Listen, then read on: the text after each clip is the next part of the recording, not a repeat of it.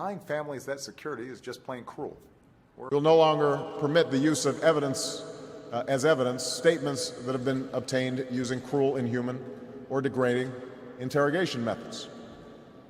A number of events and advances over the years have broadened our understanding of this cruel illness. 2 decades after the end of the Cold War, we face a cruel irony of history. The risk of a nuclear confrontation between nations has gone down, but the risk of nuclear attack has gone up.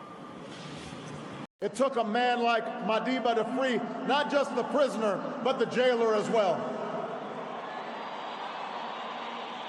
To show that you must trust others so that they may trust you.